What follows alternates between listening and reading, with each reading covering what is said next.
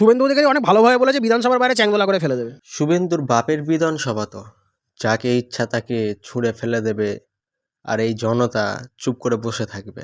মনে রাখিস টাকলা গাঞ্জা 2, এই জনতা যেদিন জেগে উঠবে হিন্দু মুসলিম একসাথে, শুধুমাত্র শুভেন্দুর একা নয়, পুরো বিজেপি পাকিস্তানে পাঠিয়ে দেবে।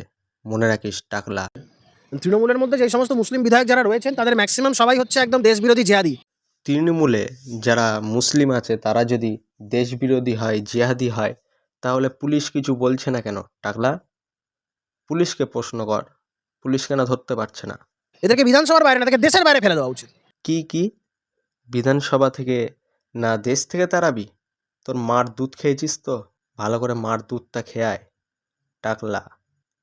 ভালো করে প্রোটিন খা, নাহলে তাড়াবি কি করে?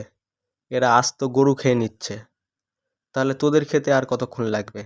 শালা টাকলা, ভালো করে বুদ্ধি শুদ্ধি একটু বাড়া, প্রোটিন খা।